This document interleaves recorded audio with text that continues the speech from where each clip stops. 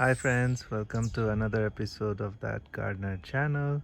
Today we are going to do a short harvest video. We haven't done a harvest video in a while because of the drought we have been experiencing, but finally we have managed to grow a bit of pak choy, and today we're just going to harvest some bok choy for our lunch. So let's get going. So bok choy is actually a very popular vegetable that's grown globally. It's a very popular Asian vegetable, leafy green, that you can grow very easily. It's really easy to find in the stores, but definitely encourage you all to grow it if you already don't.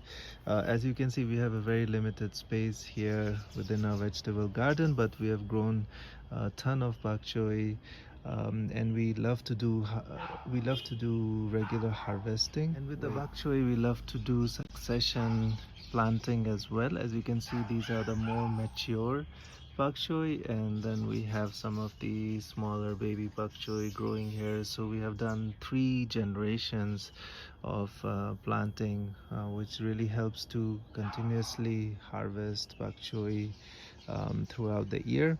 They are biennial plants, which means that they last generally up to 2 seasons, which means that if you plant it at the end of the winter, they will go all the way up through end of summer when they start to bolt.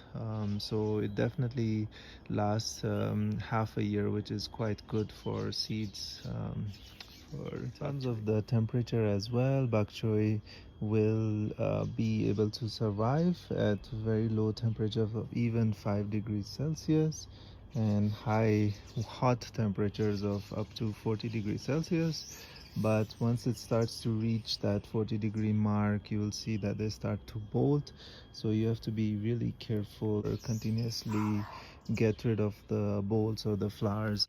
Here's an example of a bolting bok choy. You can see this is I think one of the older bok choy, but you can see clearly there's some flowers growing here and it started to bolt. So what we do is generally just take off these flowers and we can harvest the leaves, although the leaves might change their flavor. So you want to do this on a regular basis. As soon as you see these flowers coming off, you want to get rid of them, otherwise the leaves also become a bit bitter. So it's a very regular practice you have to do. So bok choy are really easy to grow, just like other leafy greens. They don't require a lot of nutrients and fertilizers to grow, as long as you have very good soil. They can do with nice nitrogen fertilizer once in a while, but not essential. And nitrogen is only to encourage a lot of leafy growth. For these, it can last you throughout the season, so you just keep harvesting the leaves regularly, so you don't pull the entire plant itself. I've seen some people do that, but a better option is actually to just harvest the leaves themselves, so that as soon as you harvest the leaves, new leaves will keep coming out, just like lettuce or spinach and other leafy greens. So that's the best way to harvest. Just keep collecting the leaves instead of chopping down the entire plant. Bok choy takes about 10 days to germinate, and for the first leafy greens to come out, the true leaves to come out, it takes about a month. So you can actually start harvesting after a month. So it's quite fast and easy to grow.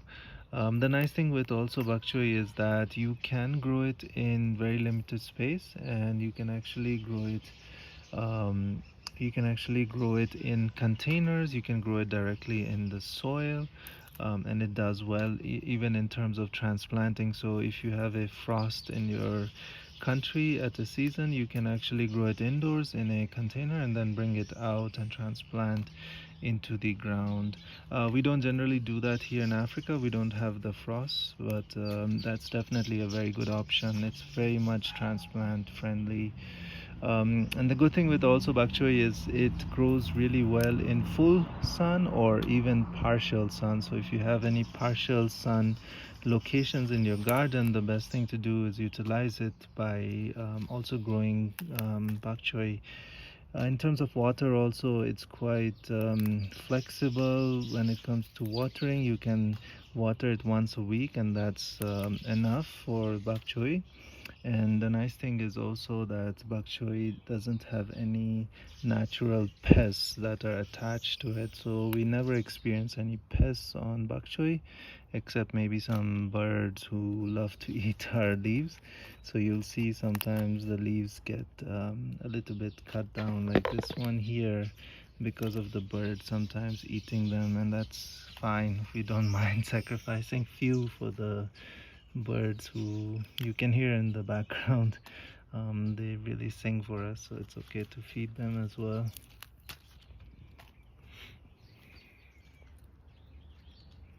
The nice thing with also bok choy is that you can keep picking them at any part of their life cycle. So if you want to pick, Carl wants to harvest with us, I think.